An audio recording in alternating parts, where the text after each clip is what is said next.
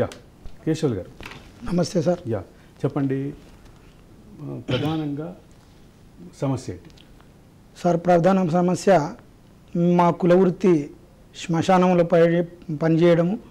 మేము కాటి కాపర్లు అంటారు. అదేవిధంగా మా ఎస్సీ కులంలో మాల బ్యాగరి అని ఒక కులం సార్. ఇది మాల కులంలో ఒక వృత్తికి చెందిన వాళ్ళం. మా మాల కులంలో కూడా ఎన్నో వృత్తులు ఉంటాయి, కానీ శ్మశానంలో పనిచేసే మేము మాది మాలలో ఉపకులము బ్యాగరి సార్. బ్యాగరి అంటే శ్మశానంలో పనిచేయడం మా వృత్తి.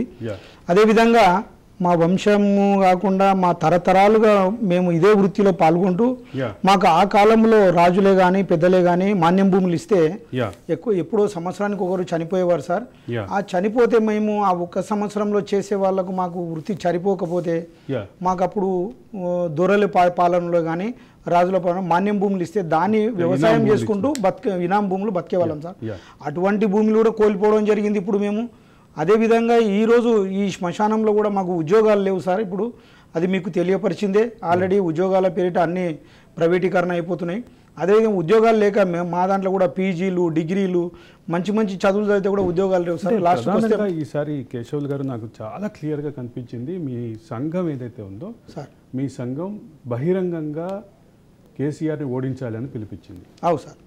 కేసీఆర్ని ఓడించాలని పిలిపించే క్రమంలో మీరు ప్రధానంగా ముందుకు తీసుకొచ్చిన అంశం, ఇందాక నాతో మీరు మాట్లాడుతున్నప్పుడు కూడా చెప్పినటువంటి అంశం ప్రధానంగా ఏంటంటే మీకు సంబంధించిన శ్మశానాల నిర్వహణ ప్రైవేటు సంస్థలకు ఇవ్వటం అనేది మీ అభ్యంతరం కనుక చెప్పారు సార్. మాకేమైందంటే ఈ హైదరాబాద్లో డెవలప్మెంట్ చేయాలని మేము కేసీఆర్ గారికి మేము ఫస్ట్ గెలిచినప్పుడు 5 సంవత్సరాల పీరియడ్లో మేము మెమరాండం జరిగింది సరే. పాత సెక్రటరీ ఉన్నప్పుడు మా యొక్క అర్జీలకు ఏమి జవాబులు ఇస్తారు. మాకు ఒక 5 సంవత్సరాలు అటెండ్ చేసారు. మళ్ళీ నెక్స్ట్ చేస్తారేమో అని అనుకున్నాం సార్. నెక్స్ట్లో మళ్ళీ ఆయన రెండవసారి గెలిచిన తర్వాత మాకు ఒకటే జరిగింది సార్.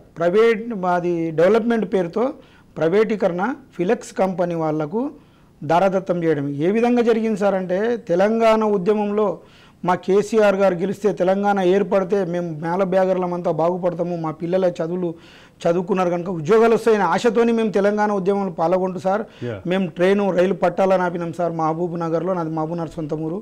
దాని తర్వాత హైదరాబాద్లో కూడా మా కులవృత్తుల వాళ్ళుగా మనకు తెలంగాణ వస్తే మనకు ఉద్యోగాలు వస్తాయనుకుంటే మాకు ఉద్యోగాలు కాదు సార్. లాస్ట్కి వస్తే మా శ్మశాన వాటికలనే వీళ్ళు దారదత్తం చేసిండ్రు. అది కూడా ఆంధ్ర వాళ్లకు బలం ఇచ్చుకుంటూ వాళ్ళకు డబ్బులు సాయం చేసిన ఫిలెక్స్ కంపెనీ వాళ్లకు, సమైక్యాంధ్ర ఉద్యమానికి ఇచ్చేసిన ఫిలెక్స్ కంపెనీ వాళ్లకు వీళ్ళు మన కేటీఆర్ గారికి ఆయన దోస్తంట. మేము ఉద్యమంలో పాల్గొన్న వాళ్ళను మమ్మల్ని కిందికి అనగదొక్కేసి మమ్మల్ని రోడ్డున పడేసి మా పుట్టన కొట్టి వాళ్ళకి వీళ్ళు దారదత్తం చేసి 99 సంవత్సరాలు కాంట్రాక్ట్ ఇచ్చినండి సార్. మేము ఆల్రెడీ మేము చెప్తాం సార్. ఎట్లా అంటే